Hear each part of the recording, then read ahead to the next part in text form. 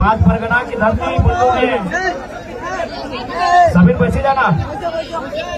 परगना की धरती में तमाम गांव ग्राम से आवल जुटल हमनी के अभिभावक साहब, हमनी के माय मौसी साहब, हमनी के दीदी साहब, हमनी के नौजवान साथी साहब, समस्त जनता जनार्दन के सभी के पांच परगना के धरती में 5 और 5 10 अंग्रेज पढ़ के जोहार करे हो, तोहनी के नमस्कार कराई हो, वंदन कराई हो। तोहनी हमनी के ताकत लगा, तोहनी के सिवा हमनी कुछ ना हो। हमनी अभिभावक तोहनी, हमनी भाई बहन सब तोहनी जे प्यार दुलार मिल रहे सब तोहनी के माध्यम से मिल रहे। यहाँ तक कि भारत के इतिहास में एक ऐसा चुनाव गए कि तोहनी अपन चंदा उठाई के हमने चुनाव लड़ेला। तो सही खाते सबसे पहले हम आभार जनता के करे हो। हमने जितना भी अभिभावक रूप में हा, माय मौसी सभा, दीदी सभा, काका जेठा सभा, सभी के हमें नमस्कार कराई हन, वंदन कराई हन, आदाब कराई हन, और जितना भी हमारे नौजवान साथी तोहनियों के जोहार कराई हो। आज के इस कार्यक्रम में हमारे बीच मंच में उपस्थित हमारे केंद्रीय कमेटी के तमाम पदाधिकारीगण, हमारे बीच महिला टीम की अध्यक्ष महोदया, हमारे बीच अल्पसंख्यक टीम के अध्यक्ष महोदय, प्रखंड कमेटी के तमाम पदाधिकारी एवं सदस्यगण, जिला टीम के तमाम पदाधिकारी एवं सदस्यगण, पंचायत टीम के तमाम पदाधिकारी एवं सदस्यगण, आप सभी का अभिनंदन करते हैं, जोहार करते हैं, नमस्कार करते हैं, आदाब करते हैं। हमारे बीच उपस्थित है इस देश के चौथे स्तंभ, लोकतंत्र के चौथे स्तंभ, जिन्हें हमने कहा भी कि आज अगर भारत देश आजाद हुआ है तो उसमें मीडिया का एक बड़ा रोल रहा है, और हम उम्मीद करते हैं आज जो देश में आज जो व्यवस्था है उस व्यवस्था को दुरुस्त करने में आज पुनः हमारी क्रांतिकारी मीडिया का रोल होगा। आज हमारे जो मीडिया के कर्मी हैं, चाहे वो प्रिंट मीडिया से संबंधित हो, प्रेस मीडिया से संबंधित हो, डिजिटल इलेक्ट्रॉनिक्स अथवा अन्य किसी मीडिया से संबंधित जितने भी हमारे साथी आए हैं, हमारी भाई, हमारी बहनगण, उन सभी का भी अभिनंदन करते हैं। हम अभिनंदन करेंगे, जैसा कि देख पा रहे हैं भारी संख्या में स्थानीय थाना की टीम आई है, जिसमें पुलिसकर्मी भाई लोग भी हैं, पुलिसकर्मी बहन लोग भी हैं। आपको भी अभिनंदन करते हैं, आपका भी आभार जोहार करते हैं। और आज के इस कार्यक्रम के संचालन में जिन जिन लोगों ने अपनी भूमिका का निर्वहन किया है, जिस जिस माध्यम से किया है, उन सभी का आभार करते हैं, अभिनंदन करते हैं, उनको भी बहुत बहुत धन्यवाद। तो आज 24 साल के झारखंड, आज हमने जितना भी नया नया गिदर से आते हैं, अपने के उम्र भी है 25 साल, 30 साल, 35 साल, यानी आज इतना भारी संख्या में जनसैलाब, और इस भीड़ से एक सवाल आज भी जिंदा है कि आखिर हम लोगों ने झारखंड राज्य किन के लिए अलग किया। आज तोहनी बताओ कि आखिर झारखंड राज्य हमनी के पूर्वज, हमनी के बाप दादा लड़के जो अलग करल थे तो ककर खाते अलग करल थे।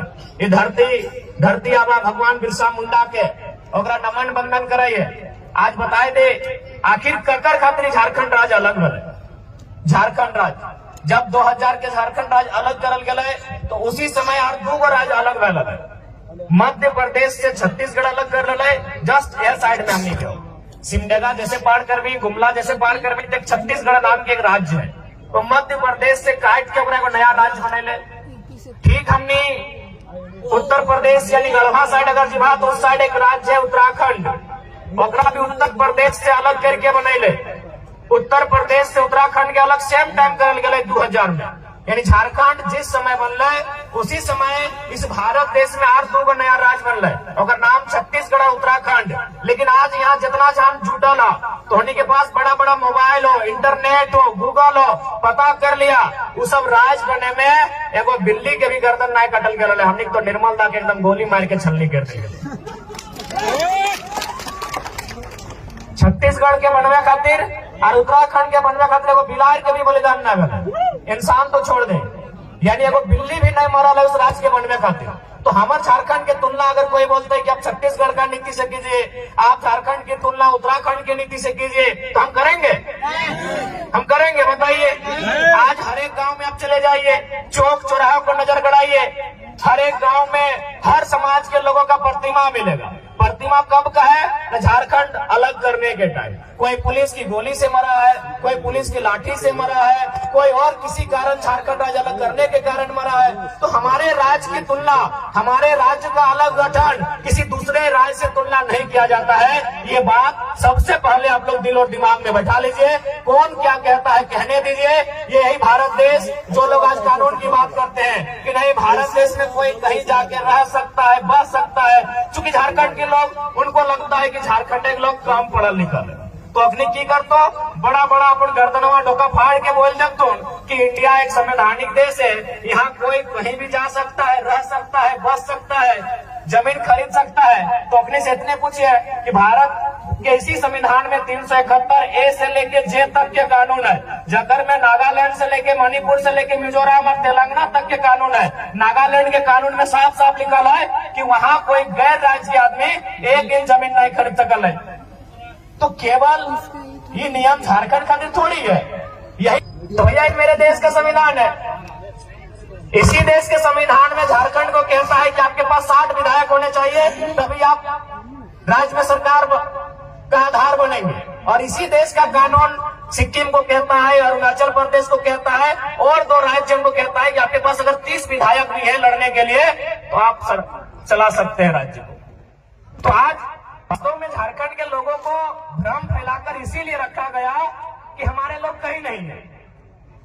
आज ब्यूरोक्रेट्स की बात कीजिए, आज जुडिशियरी की बात कीजिए, आज आप किसी भी सेक्टर में चले जाए हमारे लोग नहीं है। इसीलिए एक तरह तरह के मन में इनको सेट कर दिया जाता है कि नहीं ये कानून नहीं बन सकता है, ये कानून का मांग करना ही आपका गलत है। आपका 1932 खतियान की बात करते हैं, ये अंग्रेजों के टाइम का कानून है। उनको बताइएगा कि अगर 1932 अंग्रेजों के टाइम का कानून है तो इसी देश में सन 1990 में भारतीय संविधान में 66वां संशोधन करते हुए सीएनटी कानून जो 1908 का कानून है उसके 3 अध्याय को क्यों शामिल किया गया?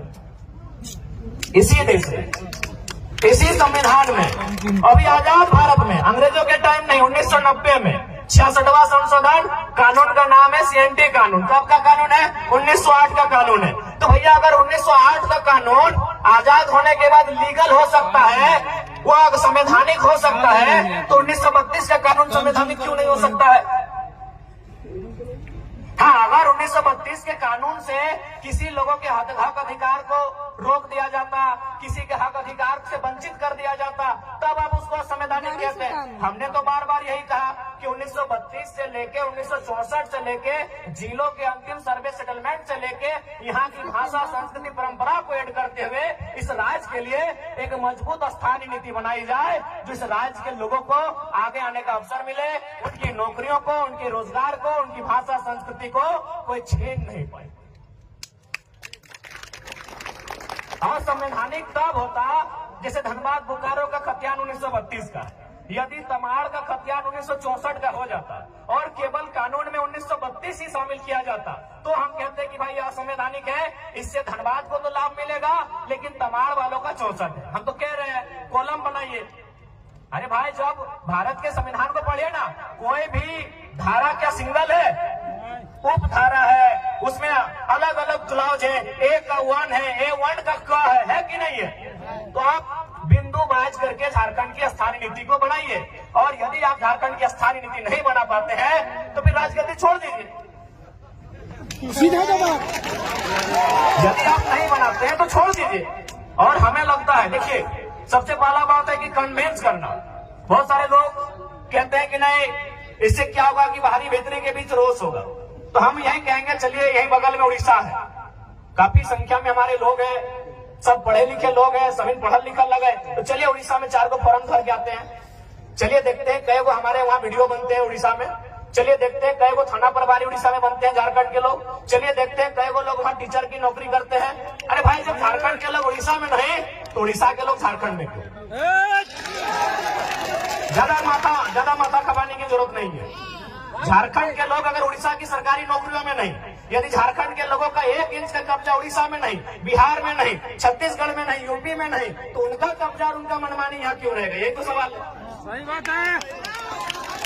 हमने आप ही बताइए, हमने तो बार बार कहा कि उड़ीसा हमारा बड़ा भाई है, पश्चिम बंगाल हमारा बड़ा भाई है, बिहार भी हमारा बड़ा भाई है। हम संयुक्त रूप से उड़ीसा, बिहार और बंगाल को शेयर किए हैं। आज बंगाल के पास 88,000 वर्ग किलोमीटर के आसपास जमीन है। आज अगर बिहार की बात करें तो 94,000 वर्ग किलोमीटर के आसपास है। अगर उड़ीसा की बात करें तो 1,00,000